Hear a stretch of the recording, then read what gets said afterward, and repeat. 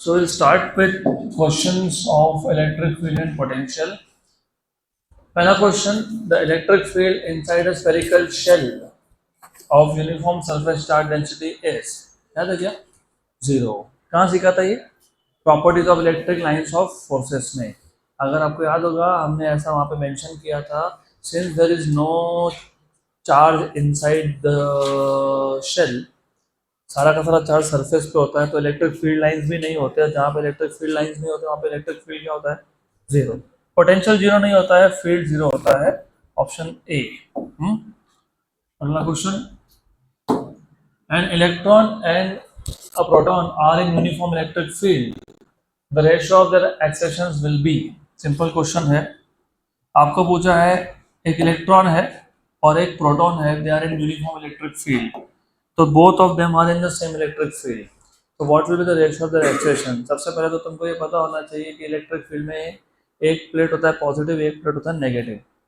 तो अगर मैं एक इलेक्ट्रॉन रख रहा हूँ तो वो नेगेटिव प्लेट से दूर और पॉजिटिव के टूवर्ड्स एक्सेलरेट होगा, और अगर प्रोटॉन रख रहा हूँ तो प्रोटॉन पॉजिटिव से दूर लेकिन नेगेटिव के टूवर्ड्स जाएगा, एक्सेलरेट होगा. दोनों का क्या होगा? एक्सेलरेशन. हमको पूछा ratio of acceleration. What is the formula of force? Mass into acceleration. तो what is acceleration? Force upon mass. You know what is the force acting on a charged particle in an electric field? Force acting on a charged particle Q in an electric field E. Q into E. भूल गए? कल ही मैंने आपको remind करवाया था. Q into E. This is the force acting on a particle, charged particle Q inside electric field E. अब क्योंकि proton पे और इलेक्ट्रॉन पे चार्जेस का वैल्यू सेम होता है, सिर्फ एक पॉजिटिव है और एक नेगेटिव है, तो क्यू कांस्टेंट है. और क्योंकि क्वेश्चन में बोला है कि दोनों सेम इलेक्ट्रिक फील्ड में है तो ई भी कांस्टेंट है. तो ए इज प्रोपोर्शनल टू क्या हो गया? 1/n. क्या हो गया? 1/n. तो acceleration of electron upon proton equals to mass of proton upon mass of electron. तो देखो यार answer, ratio of masses of proton to that of electron, option C. Done. अगला क्वेश्चन, ये बहुत सिंपल टाइप के questions है. With this kind of questions I should have actually given you for assignment. अगला question, ये भी simple है, same question है, सिर्फ यहाँ पे अ प्रोटॉन एंड एन इलेक्ट्रॉन. वहाँ पे हुआ था इलेक्ट्रॉन एंड अ प्रोटॉन, यहाँ पे बोला proton and electron are placed in uniform electric field. तो हमारे पास एक प्रोटॉन है, हमारे पास एक इलेक्ट्रॉन है, both are placed in uniform electric field. The electric forces acting on them will be equal. The magnitude of the forces will be equal. their acceleration will be equal. The magnitude of the acceleration will be equal. Definitely ये दोनों same नहीं हो, ये दोनों answer नहीं आ सकते, क्योंकि हमने अभी देखा कि एक्सेलरेशन दोनों का सेम नहीं है क्योंकि वो मास पर डिपेंड कर रहा है. फोर्सेस का मैग्नीट्यूड सेम है. क्यू सेम है क्योंकि force equals to Q into E. Right. तो चार्ज एक पे पॉजिटिव और एक पे नेगेटिव है, मतलब एक पे फोर्स लगेगा इन द डायरेक्शन ऑफ फील्ड, एक पे लगेगा अपोजिट. तो फोर्सेस का डायरेक्शन सेम नहीं है लेकिन फोर्सेस का मैग्नीट्यूड सेम है, क्योंकि मैंने अभी बताया आपको कि नेगेटिव चार्ज जो है इलेक्ट्रॉन वो प्लेट के पॉजिटिव की तरफ अट्रैक्ट होता है और जो प्रोटॉन है वो प्लेट के नेगेटिव की तरफ अट्रैक्ट होता है. तो दोनों का जो डायरेक्शन ऑफ फोर्स है इज नॉट द सेम, लेकिन व्हाट इज सेम? मैग्नीट्यूड. तो ऑप्शन नंबर बी. डन. अगला क्वेश्चन, ये भी सिंपल क्वेश्चन है. The number of electrons to be put on a spherical conductor of radius 0.1 meter to produce electric field of 0.036 Newton per coulomb just above its surface is. The number of electrons to be put on a spherical conductor of radius 0.01 meter to produce an electric field of 0.036 Newton just above its surface is. हमारे पास एक spherical conductor है, उस spherical conductor के surface पे हमने कितना charge डालना चाहिए so that it produces electric field of 0.036. तो नंबर ऑफ इलेक्ट्रॉन्स कितने देने चाहिए? व्हाट इज इलेक्ट्रिक फील्ड का general formula? 1/4πε0 Q by R square. सही है, लेकिन वो यहाँ भी यूज कर सकते हो वैसे, क्योंकि कंडक्टर के लिए जस्ट नियर द सरफेस बोला है, नियर द सरफेस बोला है। जब नियर द सरफेस बोला है तो ये यूज हो सकता है, दिस कैन बी यूज अगर नियर द सरफेस बोला होगा तो ठीक है, ये यूज कर लेंगे। इलेक्ट्रिक फील्ड की वैल्यू कितनी दी है? 0.036, मतलब 36 × 10⁻³ this is the value of electric field. 1/4πε0 की वैल्यू कितनी होती है? 9 × 10⁹।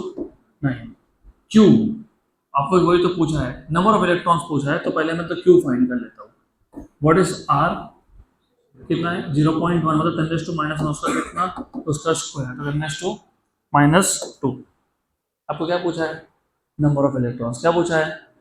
तो पहले टोटल चार्ज निकालो, टोटल चार्ज निकालो, फिर नंबर ऑफ इलेक्ट्रॉन्स मिल जाएंगे हमको। पहले टोटल चार्ज निकाल लो, तो 1 एंड 4 रहा। गुड गुड, पक्का पक्का। ये इधर आया 10⁻⁻⁵, ये इधर आया -14, तो कितना हो गया? -14। तो total charge, what is the total charge? 4 × 10⁻⁻14 coulomb. This is total charge, right. लेकिन टोटल चार्ज कैसे निकलता है पता है? Number of electron to charge on, मेरे पास एक इलेक्ट्रॉन है तो चार्ज कितना है? E। 2 इलेक्ट्रॉन तो चार्ज कितना है? 2E। 3 इलेक्ट्रॉन है तो 3E। 4 इलेक्ट्रॉन है तो 4E। n इलेक्ट्रॉन है तो Ne। बस इन दोनों को इक्वेट कर दो। सो फ्रॉम 1 and 2, तो मैंने क्या किया इन शॉर्ट, मैंने गिवन इलेक्ट्रिक फील्ड के वैल्यू से पहले टोटल चार्ज निकाला, लेकिन टोटल चार्ज है number of electrons into charge on each electron. So therefore from 1 and 2 Ne equals to Q। Q कितना है? 4 × 10⁻⁻14। तो what is number of electrons? 4 × 10⁻⁻14 upon E। What is the value of E? 1.6, मतलब 16 × 10⁻⁻20। 1.6 × 10⁻⁻19, मतलब 16 × 10⁻⁻20 बराबर है 1 and कितना? What is 1/4? 0.25, तो 0.25 और 10⁻⁻20 ऊपर कितना है? -14, तो ओवरऑल कितना हो जाएगा? 10⁻⁶, मतलब 2.5 × 10⁻⁵। तो देखो क्या दिया आंसर में, 2.5 × 10⁻⁵। सी, चलो अगला क्वेश्चन। अभी अगले क्वेश्चन पे ध्यान दो, क्योंकि आपका इलेक्ट्रोस्टैटिक्स पार्ट 2 का पहला टॉपिक बनने वाला है, तो वो यहीं पे हम लोग सॉल्व कर लेंगे। गॉस लॉ का एप्लीकेशन है। The electric field near a conducting surface having a uniform surface charge density sigma is given by. Electric field near a conducting surface, एक कंडक्टिंग सरफेस है, उसके नियर आपको फाइंड करना है what is the electric field, और वो जो surface है उसका चार्ज डेंसिटी कितना है? Sigma. I hope you remember what is charge density. याद है क्या? 3 टाइप के चार्ज डेंसिटी बताए थे मैंने। अगर एक लॉन्ग स्ट्रेट वायर है तो चार्ज पर यूनिट लेंथ, मतलब कूलम पर मीटर। अगर एक सरफेस है तो चार्ज पर यूनिट एरिया, मतलब कूलम पर मीटर स्क्वायर। अब यहाँ पे सरफेस बोला है तो ये डेंसिटी कौन सा है? कूलम पर मीटर स्क्वायर, मतलब सरफेस चार्ज डेंसिटी है, राइट। अब आपको पूछा है इसका आंसर। और बाय द वे यहाँ पे कंडक्टर का शेप स्पेसिफाइड नहीं है। अगर कंडक्टर का शेप नहीं स्पेसिफाइड है तो you can take any shape if you want. तो मैं एक काम करता हूँ, मैं स्पीयर से स्टार्ट करता हूँ। I take a sphere. तो हम लोग क्या करते हैं, बेसिकली हमारे पास एक स्पीयर है, फॉर एग्जांपल ये कंडक्टिंग स्पीयर है। The charge is on this sphere, charge इस स्पीयर पे है, याद रखना है, the charge is on this sphere. और मैं इसके आगे से गॉस लॉ जब भी होगा तो मैं कुछ रूल्स फॉलो करता हूँ। उसमें से एक रूल है जिस पे चार्ज है, मतलब जो कंडक्टर है उसका रेडियस हमेशा कैपिटल आर मान के चलता हूँ ऑलवेज, क्योंकि बाद में कंफ्यूजन नहीं चाहिए हमको कि कैपिटल आर क्या है, स्मॉल आर क्या है। कैपिटल आर क्या है, स्मॉल आर क्या है? कैपिटल आर क्या है? कंडक्टर का रेडियस है जिस पे क्या है? चार्ज है। क्योंकि गॉस लॉ तुमको अगर यूज करना है तो गॉस लॉ में तुमको इस चार्ज को एनक्लोज करना पड़ता है एक इमेजिनरी सरफेस में, तो इमेजिनरी सरफेस का भी कुछ रेडियस आएगा।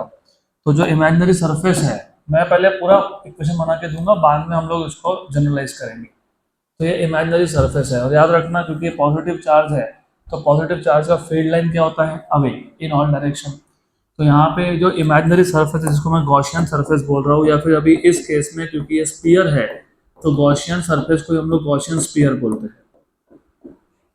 तो गॉसियन स्पीयर है, इमेजिनरी है, ये रियल है जिसपे चार्ज है। अगर किसी एक सरफेस पे चार्ज रखूंगा तो चार्ज रियल होना चाहिए ना। फ्लक्स जिसमें से पास हो रहा है वो इमेजिनरी, क्योंकि इलेक्ट्रिक फील्ड लाइन ही इमेजिनरी कॉन्सेप्ट है। तो जो इलेक्ट्रिक फील्ड लाइन जिस सरफेस को क्रॉस करेंगे वो सरफेस ही इमेजिनरी होता है, तो Gaussian sphere is imaginary.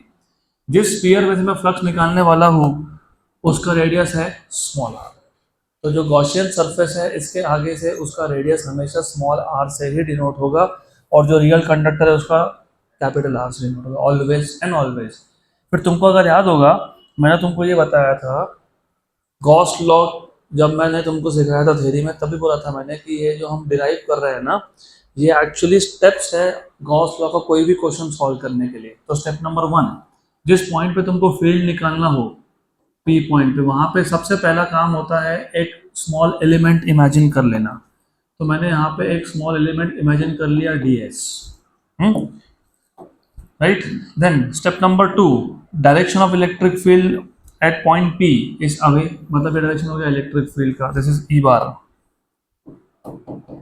Step number 3, जो स्मॉल एलिमेंट है उसका एरिया का डायरेक्शन भी देख लो, और तुमको याद होगा एरिया का डायरेक्शन कैसे निकालते हो, उसी एरिया पे क्या ड्रॉ कर देते हो, नॉर्मल परपेंडिकुलर। तो यू सी ये जो ds बार है और जो E बार है डायरेक्शन क्या है, सेम, तो एंगल कितना आएगा 0। तो यहाँ पे एंगल कितना आएगा 0, तो थीटा इक्वल्स टू आएगा आपका 0। स्टेप नंबर 4, पहले इस एलिमेंट के लिए फ्लक्स निकालो d फाई, या फिर डायरेक्ट गॉस लॉ अप्लाई करना तो कर लो। तो step number 4 apply Gauss law directly, और अगर आपको गॉस लॉ याद नहीं तो मैं बता देता हूँ। Gauss law tells you total flux equal to charge enclosed upon epsilon 0. ये ना Gauss law, this is Gauss law. Total flux is equal to charge enclosed upon epsilon 0. Total flux किसमें से, Gaussian surface में से। Flux generate कौन कर रहा है, कंडक्टर। फ्लक्स पास कहाँ से हो रहा है, Gaussian surface। लेकिन याद है क्या, इसी को तुम बोलते हो integration of E bar dot ds bar, बराबर। अब हम लोग step number 5 left hand side solve करो, step number 6 right hand side solve करो, स्टेप नंबर 7 दोनों को इक्वेट कर दो। तो पहले अभी E bar dot D S bar solve करेंगे। तो E bar dot D S bar का इंटीग्रेशन क्या आएगा, E D S cos theta, क्या आएगा, E D S cos theta. लेकिन यहाँ पे थीटा की वैल्यू क्या है, 0 है। तो अभी देखो और एक चीज़ है, इंटीग्रेशन से या डेरिवेटिव से बाहर किसको निकालते हो, जो क्या हो, कॉन्स्टेंट। ई कॉन्स्टेंट है, बोलोगे ई कॉन्स्टेंट क्यों है, उसका रीजन है ये जो एलिमेंट है ds, वो तुम कहीं भी लेते ना गॉसियन सरफेस पे, कहीं पे भी, उसका डिस्टेंस सेंटर से क्या आने वाला है, सेम। क्या आने वाला है, सेम, राइट। और एलिमेंट यहाँ पे हो या वहाँ पे हो या वहाँ पे हो या वहाँ पे हो, कहीं पे भी हो, चार्ज भी क्या है, सेम। इलेक्ट्रिक फील्ड डिपेंड दो ही चीज़ों पे करता है, चार्ज पे और डिस्टेंस के स्क्वायर पे। तो ये जो ds तुमने लिया, तुम कहीं भी ले लो इसको पूरे गॉसियन सरफेस पे, डिस्टेंस सेंटर से क्या रहने वाला है, r। तो डिस्टेंस क्या है, फिक्स, और चार्ज भी क्या है, fix, same amount of charge. तो इलेक्ट्रिक फील्ड भी क्या है, फिक्स। इलेक्ट्रिक फील्ड का वैल्यू नहीं चेंज हो रहा, डायरेक्शन चेंज हो रहा है, यस, क्योंकि अगर मैं इसी एलिमेंट को यहाँ लेता तो डायरेक्शन यहाँ जाता इलेक्ट्रिक फील्ड का, नीचे लेता तो डायरेक्शन यहाँ आता। डायरेक्शन चेंज हो रहा है हाँ, लेकिन इलेक्ट्रिक फील्ड का मैग्नीट्यूड चेंज हो रहा है ना, तो कांस्टेंट बाहर, cos of 0, cos of 0, good. तो इलेक्ट्रिक फील्ड को रहने दो वैसे ही। कॉस 0 की वैल्यू कितनी होती है, 1 इंटीग्रेशन ds। अच्छा एक बात बताओ, ये इंटीग्रेशन ds मतलब हम लोग क्या करते हैं, अगर याद होगा, पहले यहाँ पे एक एलिमेंट लिया था, फिर उसके बाजू में एलिमेंट लेंगे, फिर उसके बाजू में एलिमेंट लेंगे। तो इस पूरे स्फीयर को हमने कैसे में इमेजिन करके रखा है, element element element element element, और जब इंटीग्रेट करो तो क्या कर रहे हो, इन सारे एलिमेंट्स को क्या कर रहे हो, ऐड कर रहे हो। अगर तुम इस सारे एलिमेंट्स को ऐड करोगे तो क्या बन जाएगा, कौन सा sphere, Gaussian. That is important here. What is the surface area of a sphere, 4 pi r square, capital R square की small r square, small R, क्योंकि फ्लक्स वो गॉसियन सरफेस से पास होता है। यहीं पे गड़बड़ करते हैं, तो गड़बड़ करना नहीं। तो याद रखना, ये जो डीएस है, इंटीग्रेशन डीएस है, वो गॉसियन सरफेस का है। तो याद रखो, ये जो तुमने फाइंड किया ना, यहाँ पे ये जो 4 पाई आर लिखोगे ना, ये स्मॉल आर लिखना पड़ेगा, क्योंकि ये फ्लक्स गॉसियन सरफेस में से पास हो रहा है। इक्वेशन 2। तो लेफ्ट हैंड साइड सॉल्व हो गया। अभी राइट हैंड साइड सॉल्व करो। अब मुझे बताओ, ये एक कंडक्टर है, चार्ज कहाँ पे होता है? पूरे कंडक्टर में होता है कि सिर्फ सरफेस पे होता है? सरफेस पे होता है। वेरी गुड, पक्का। और ये सरफेस पे चार्ज होने की वजह से डेंसिटी कौन सी यूज कर रहे हो? सरफेस की volume. Surface, what is surface charge density? Charge upon area. Charge upon area, right. अभी चार्ज एनक्लोज क्यों लिखा? इस गॉसियन सरफेस के अंदर कौन एनक्लोज्ड है? ये कंडक्टर। इस पे चार्ज कितना है? Q enclosed. तो what is Q enclosed? Sigma into A. Sigma into A, what is A? Area. किसका एरिया? कौन से स्फीयर का? कंडक्टर का कि गॉसियन का? वापस गलती कर दी। चार्ज किसके ऊपर है? गॉसियन सरफेस पे के ऊपर, कंडक्टर के ऊपर? हाँ, तो फिर चार्ज निकालते वक्त गॉसियन सरफेस का एरिया लोगे, कंडक्टर का लोगे? हाँ, तो कंडक्टर का एरिया क्या लिखोगे? 4 पाई r²। रिमेंबर, ये इंपॉर्टेंट है, इज वेरी इंपॉर्टेंट। देयरफॉर ये चार्ज एनक्लोज मिल गया, तो चार्ज एनक्लोज अपॉन एप्सिलॉन 0 क्या होगा? सिग्मा 4 पाई r² अपॉन क्या?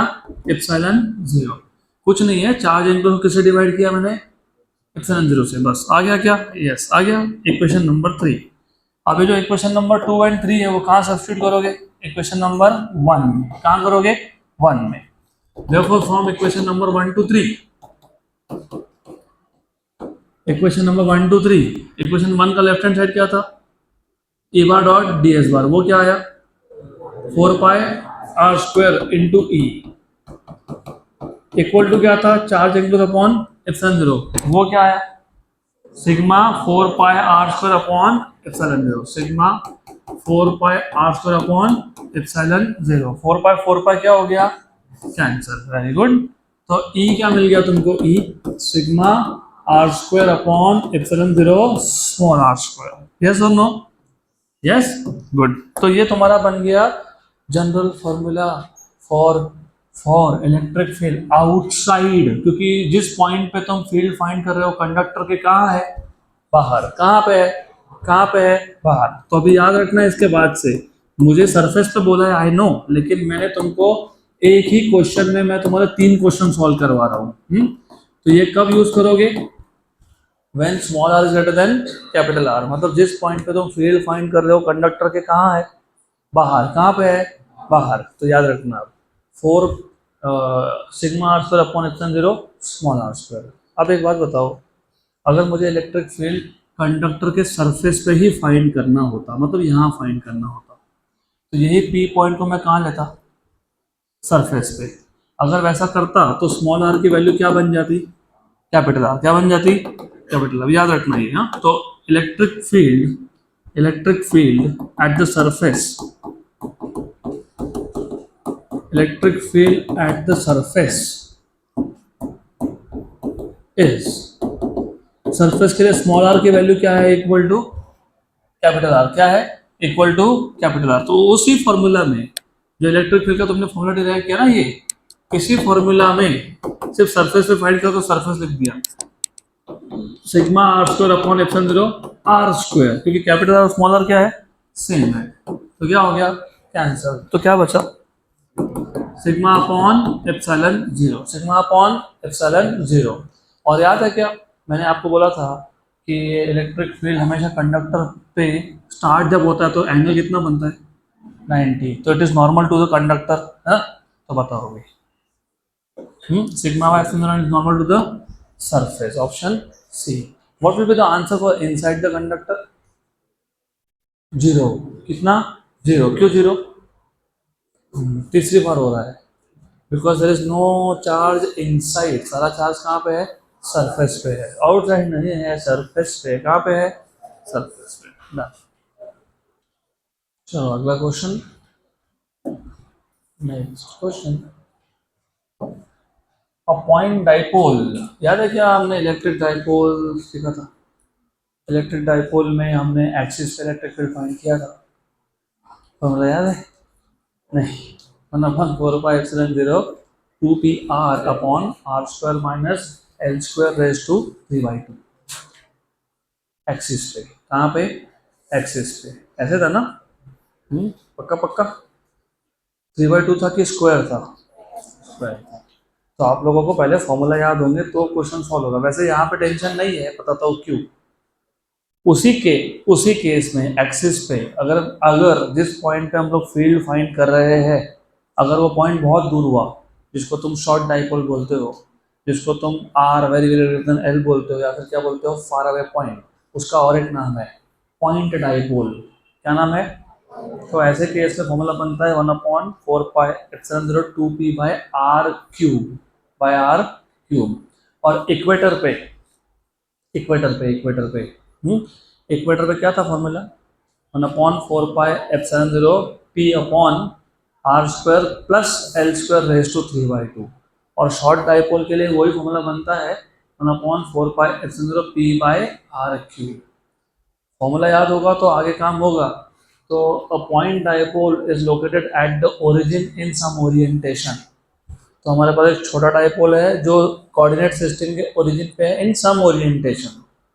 The electric field at a point 10 centimetre, 10 centimetre, मतलब XY प्लेन में है वो। On the XY plane is measured to have magnitude of 10⁻³ volt per metre.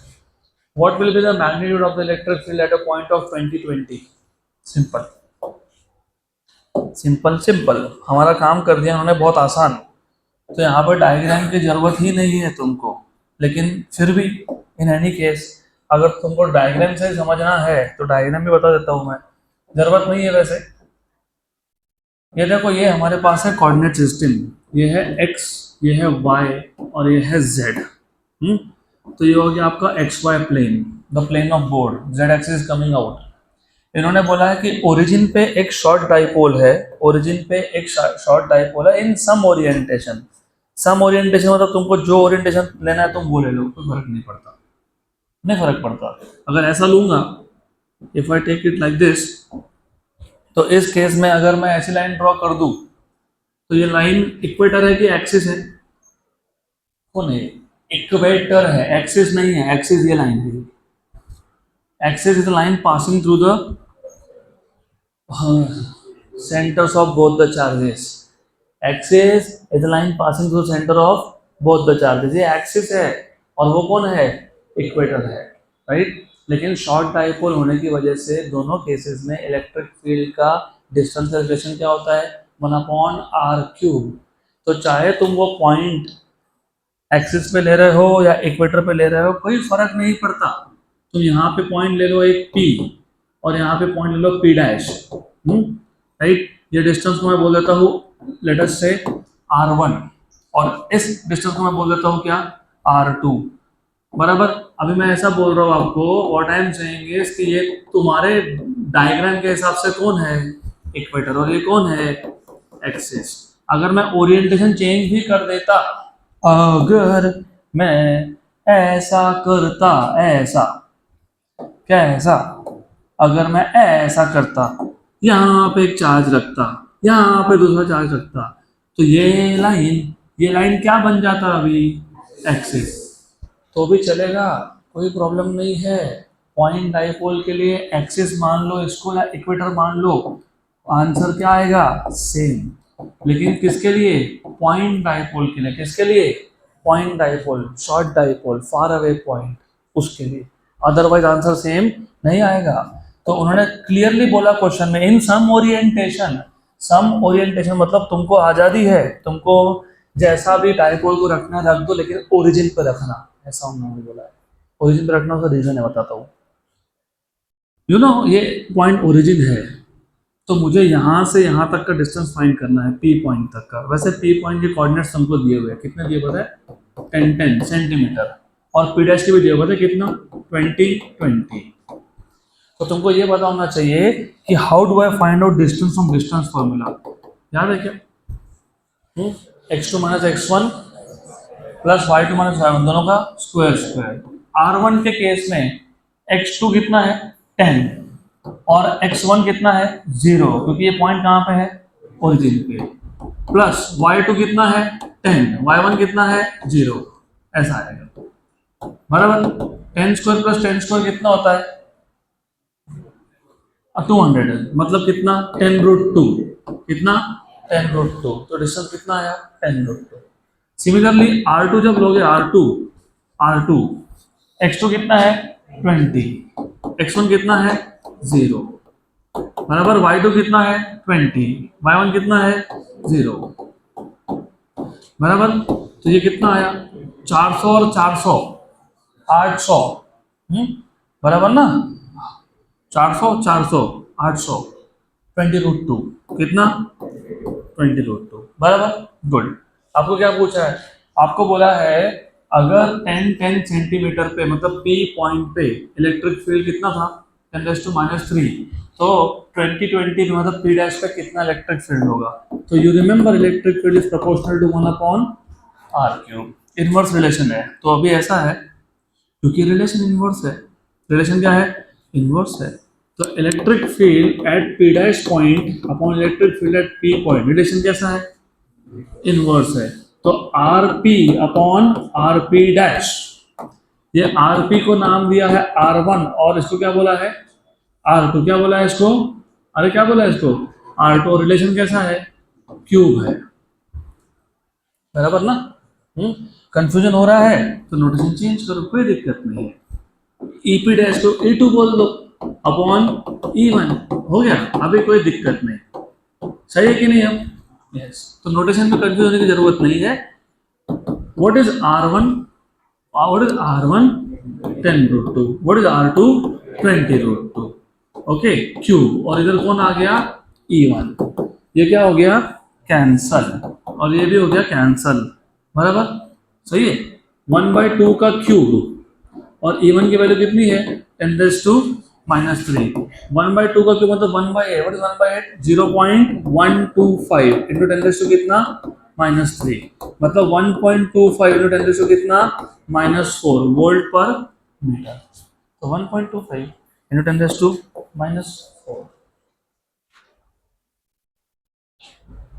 Next question, question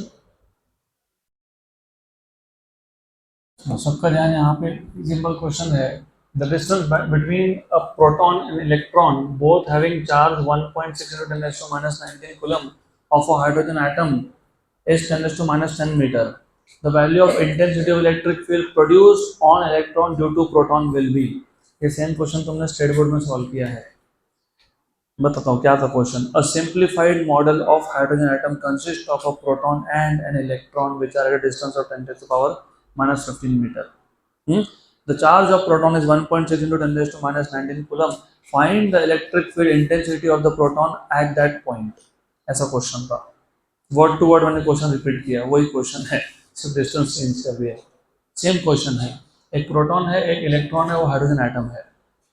proton पे और electron पे charge कितना है सेम 1.6 into 10⁻⁻19, डिस्टेंस कितना दोनों में 10⁻10। आपको पूछा है इलेक्ट्रिक फील्ड इंटेंसिटी की वैल्यू बताओ due to electron, sorry due to proton, कहाँ पे at the location of electron. तो आपको काट छाट के पूछा क्या है इलेक्ट्रिक फील्ड का वैल्यू, किसका इलेक्ट्रिक फील्ड प्रोटॉन का इलेक्ट्रिक फील्ड। तो मुझे बताओ what is the electric field of a single point charge 1/4πε0 Q/r²। तो मुझे बताओ what is the value 1/4πε0 9 to 10⁻⁹ and how much is this 1.6 into 10⁻⁻20 की 19 अपॉन r², r कितना है 10⁻⁻10 उसका स्क्वायर। तो मैंने यहाँ पे 20 लिखा था, उसका रीजन था, बताता हूँ क्या। इसको क्या करेंगे -20 और वो पॉइंट हटा दिया 1.6 का पॉइंट हटा दिया, तो 10⁻⁻20 नीचे भी कितना -20, तो क्या हो गया व्हाट इज 16 9 का 144, कितना 144 इंटू 10⁻⁹, तो 1.44 इंटू 10⁻11 न्यूटन पर कूलम, 1.44 इंटू 10⁻11 न्यूटन पर कूलम। चलो अगला question, next question. 2 point charges of 20 microcoulomb and 80 microcoulomb are 10 centimeter apart. 20 and 80. Distance कितना है? 10 centimeter. Where will the electric field strength, मतलब electric field की value, be zero on this line joining the charges from 20 microcoulomb charge? तो पहले question समझ लो, simple question है. हमारे पास ना दो चार्जेस है. कितने चार्जेस है? दो. एक है 20 माइक्रोकुलम का और एक है कितना? 80 माइक्रोकुलम का. तो हमारे पास दो चार्जेस है. One is 20, the other is 80. This is the line joining the centers of the two charges. इसको मैं Q1 बोल देता हूँ, which is 20, Q2 which is 80 microcoulomb. दोनों में डिस्टेंस कितना है? 10 सेंटीमीटर. तो ये डिस्टेंस कितना है? 10. इसको फिलहाल मैं बोल देता हूँ R, सम डिस्टेंस R. आपको क्वेश्चन में ऐसा बोला है कि इस लाइन पे कौन सा ऐसा पॉइंट होगा. चलो मान लेते हैं P ऐसा पॉइंट है जहाँ पे इलेक्ट्रिक फील्ड का स्ट्रेंथ कितना है? 0. इसका मतलब इस पॉइंट पे Q1 का इलेक्ट्रिक फील्ड और Q2 का इलेक्ट्रिक फील्ड एक दूसरे को क्या करेगा? कैंसल. और होना भी चाहिए. क्यों होना चाहिए? Q1 क्या है? Positive charge. Q2 क्या है? पॉजिटिव. दोनों पॉजिटिव है ना. पॉजिटिव चार्ज का इलेक्ट्रिक फील्ड डायरेक्शन क्या होता है? अवे. तो P पॉइंट पे Q1 का फील्ड होगा अवे, अवे फ्रॉम 1 लेकिन टुवर्ड्स 2. और इसी P पॉइंट पे Q2 का फील्ड होगा अवे फ्रॉम 2 बट टुवर्ड्स 1. तो याद रखना यहाँ पे इस पॉइंट पे, इस P पॉइंट पे इलेक्ट्रिक फील्ड, किसका इलेक्ट्रिक फील्ड? पहले चार्ज का. It is away from first but towards 2, क्योंकि पॉजिटिव चार्ज का फील्ड अवे होता है. इसी P पॉइंट पे सेकंड का इलेक्ट्रिक फील्ड ये होगा अवे फ्रॉम 2 लेकिन टुवर्ड्स 1. और टोटल फील्ड जीरो कब होगा? जब इलेक्ट्रिक फील्ड ऑफ फर्स्ट और इलेक्ट्रिक फील्ड ऑफ सेकंड की वैल्यू क्या हो जाए? सेम. क्योंकि उस पॉइंट पे पहले का फील्ड और दूसरे का फील्ड क्या करेगा? कैंसल. पक्का? Sure 100%. What is the formula of electric field? 1/4πε0 Q upon R नहीं, डिस्टेंस स्क्वायर. क्या? Distance square. क्योंकि R is the distance from centre of first to centre of second. तो एक काम करते हैं, ये जो डिस्टेंस है ना, ये डिस्टेंस, इसको बोल देता हूँ x. क्या बोल दिया इसको? x. तो अगर ये x है तो ये क्या है? R minus x. मतलब ये R2 है और ये क्या है? R1. तो रिमेंबर. तो याद रखना ये. अभी इसको कंप्लीट लिखेंगे. 1/4πε0 Q1 upon R1 square, 1/4πε0 Q2 upon R2 square. 1/4πε0 क्या हो गया? कैंसल. तो Q1 की वैल्यू कितनी है? 20. मुझे पता है माइक्रोकूलम. चलो लिख देता हूँ. R1 कितना है? x. तो x स्क्वायर. Q2 कितना है? 80 क्या? माइक्रोकूलम. और ये कितना है? R माइनस एक्स का स्क्वायर. माइक्रोकूलम क्या हो गया? कैंसल. 1 और क्या हो गया? 4 था. टेकिंग स्क्वायर रूट 1/x का रूट, 1/x स्क्वायर का रूट कितना? 1/x. 4 का रूट कितना? 2. और R माइनस एक्स का root is R minus X. R minus X का स्क्वायर का root. Cross R minus X is 2x. तो R इक्वल्स टू 3x. तो x equals to R/3. R कितना था? 10. 10/3 कितना होता है? 3.33333 सेंटीमीटर. 3.333 सेंटीमीटर है क्या? है? कहाँ है?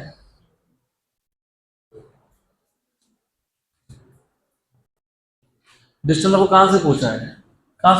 20 माइक्रोकूलम. और ये x जो डिस्टेंस था वो तुमने कहाँ से लिया? 20 से. बराबर. कोई गलती नहीं है आंसर में, प्रिंटिंग मिस्टेक है. बता दो कहाँ प्रिंटिंग मिस्टेक हुआ होगा उनका. सेंटीमीटर को मीटर में कन्वर्ट करने के लिए क्या करते हैं? 10⁻². तो 3.33 इंटू 10⁻² मीटर. अब बताओ कितना आएगा? 0.0333 मीटर. बराबर.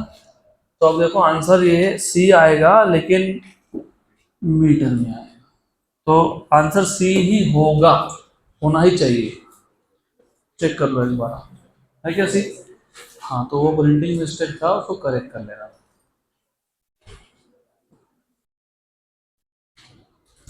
चलो अगला क्वेश्चन, नेक्स्ट क्वेश्चन। अच्छा, before we move to next question, अगर ये डिस्टेंस 20 माइक्रोकूलम से इतना है, 10/3 सेंटीमीटर, तो 80 से कितना है?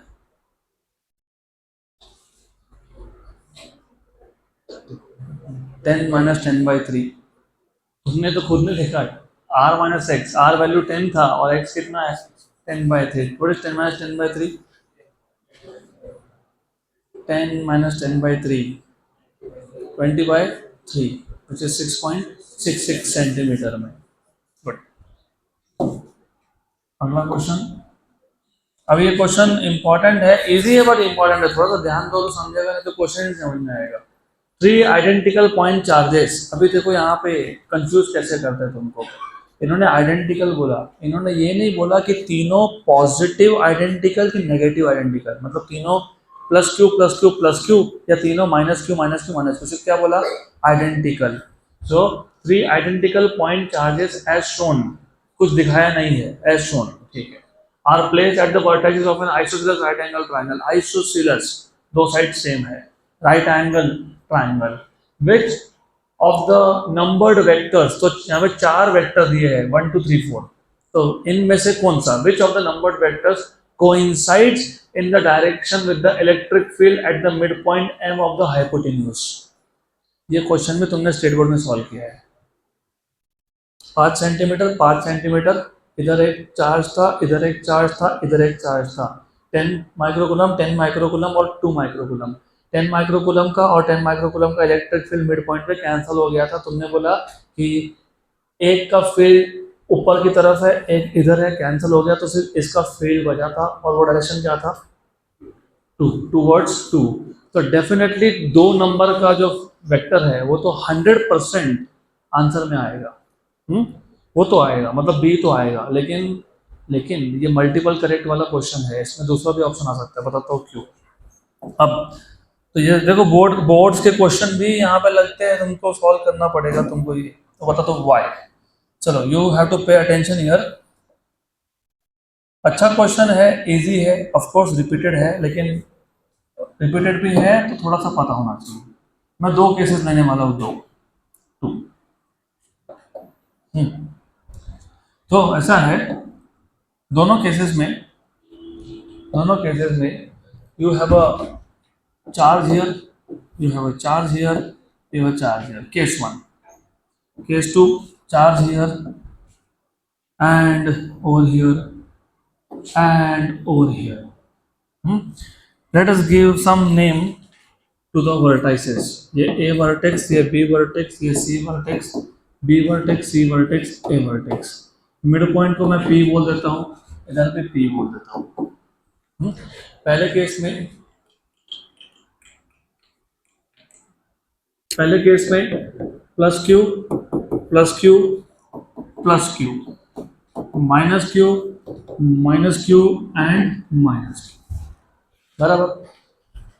पहले केस में P पॉइंट पे तो जब इलेक्ट्रिक फील्ड निकालोगे due to A, positive charge है तो इलेक्ट्रिक फील्ड का डायरेक्शन क्या होगा? Away. This is electric field due to A। और यहाँ पे भी पॉजिटिव चार्ज है तो इसका इलेक्ट्रिक फील्ड होगा away from C towards A, right. और क्योंकि यहाँ चार्ज और यहाँ चार्ज सेम है और मिड पॉइंट का डिस्टेंस इससे और इससे क्या होता है? सेम, मतलब P पॉइंट पे इलेक्ट्रिक फील्ड का मैग्नीट्यूड तो सेम है, डायरेक्शन क्या है? अपोजिट। तो इन दोनों का क्या हो गया? कैंसल।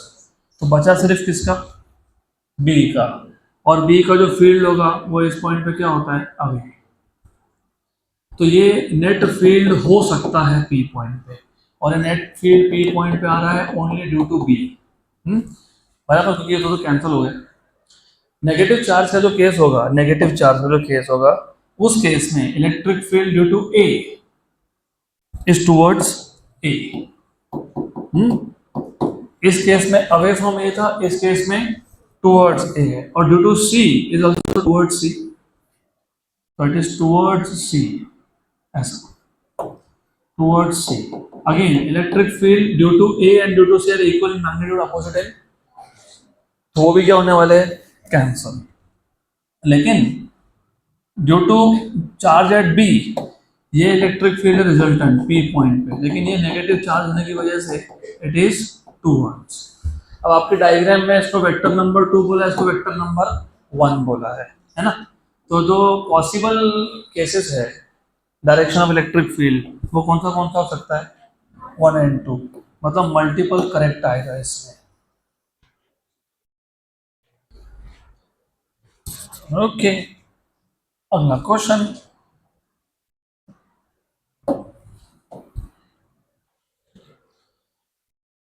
चलो नेक्स्ट क्वेश्चन.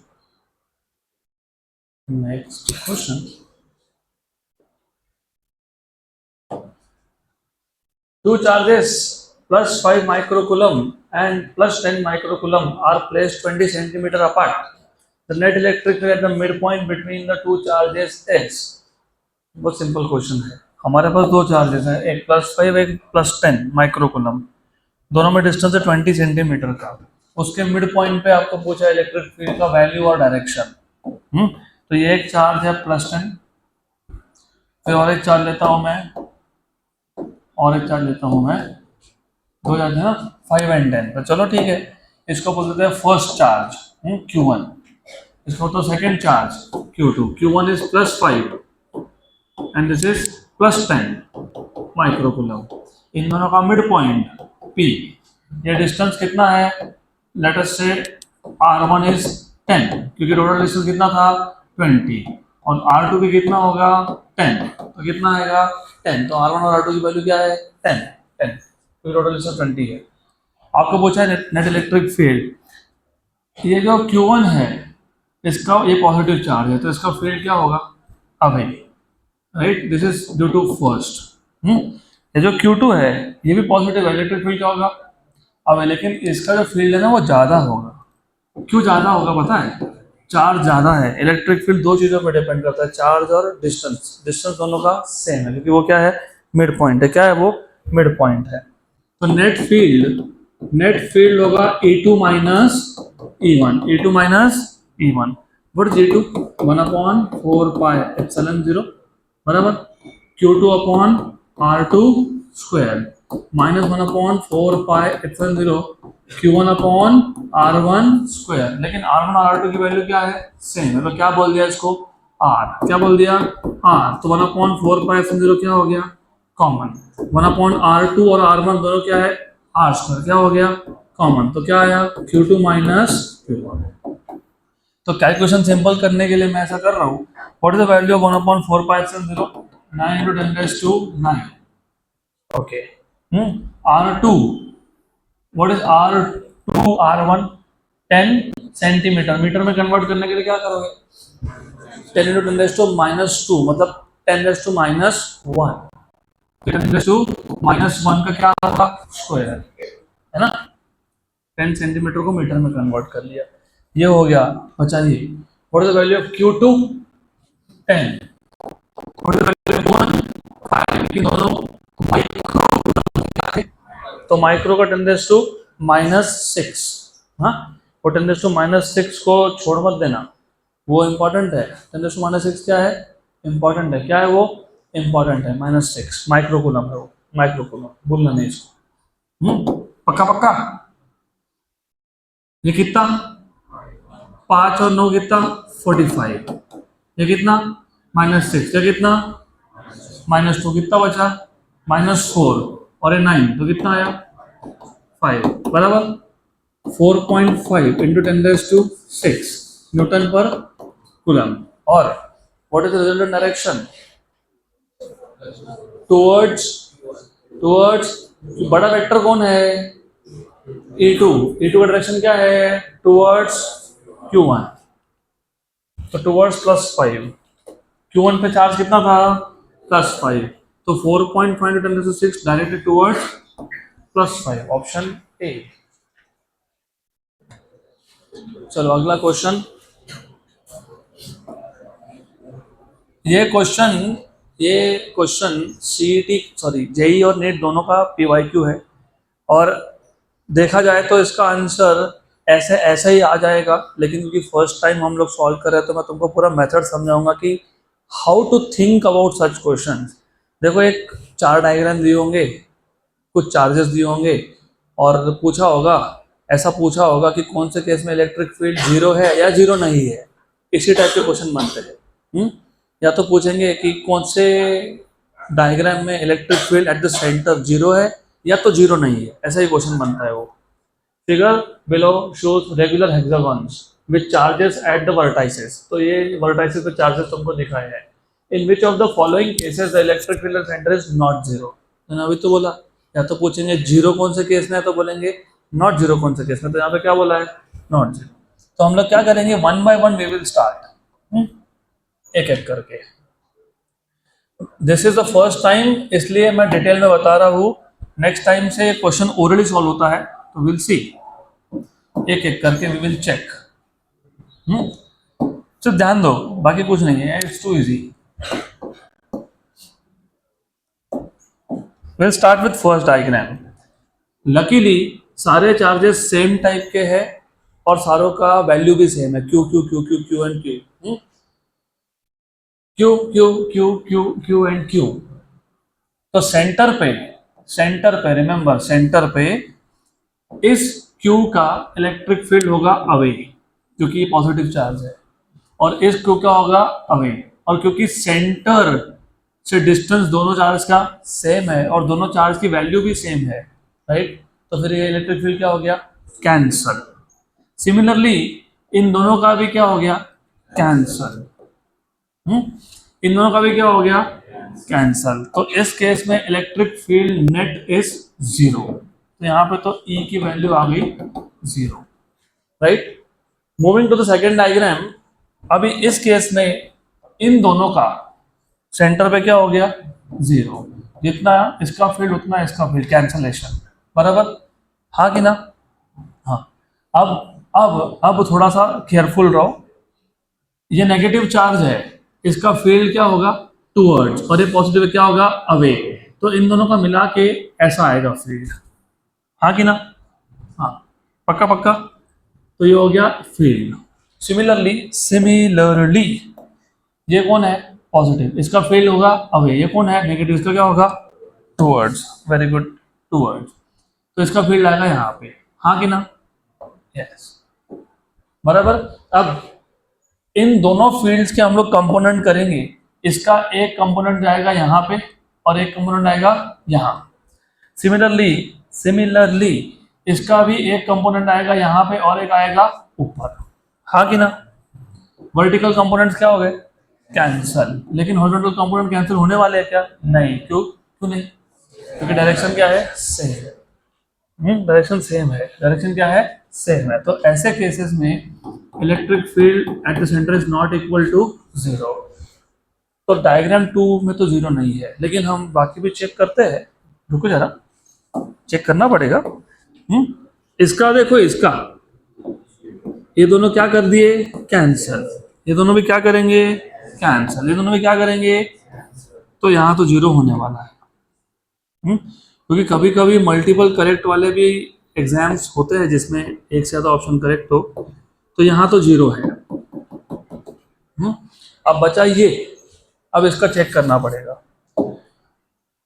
ये जो 2Q चार्ज है, इसका इलेक्ट्रिक फील्ड सेंटर पे क्या है, अवे, और इस Q का भी क्या है, अवे।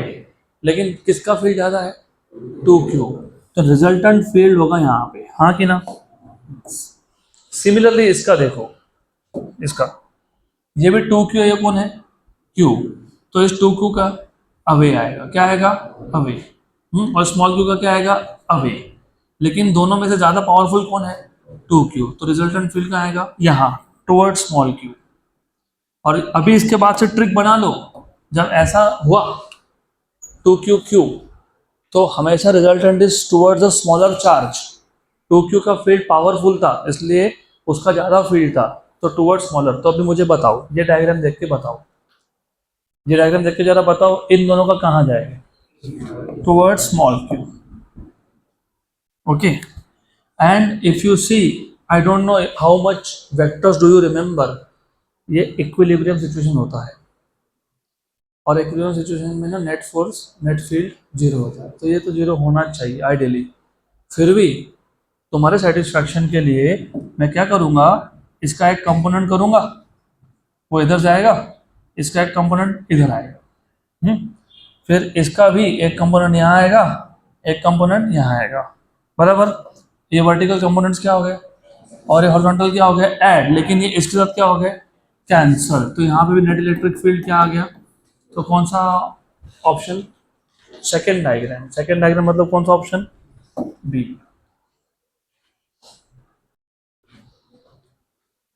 चलो next question. An electron enters in an electric field with its velocity in the direction of electric lines of forces. Then the path of electron will be a circle, the path of electron will be a parabola, the velocity of electron will decrease, the velocity of electron will increase. बताओ थोड़ा सा direct बताओ,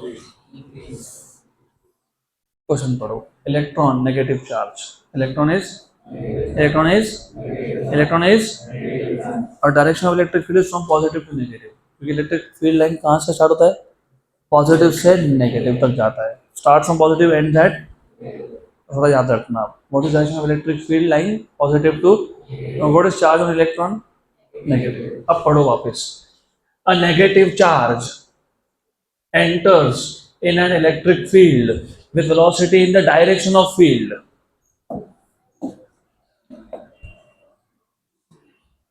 ये है electric field line का direction, positive से negative, बराबर, सही है कि नहीं। An electric field, an electron enters the electric field, enters the electric field with its velocity in the direction of the field, with its direction with its velocity in the direction of the field.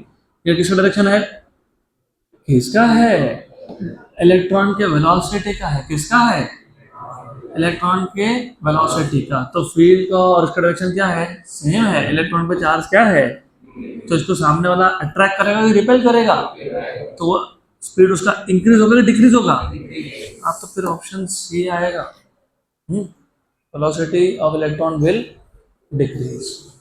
Okay, so we'll stop at this question.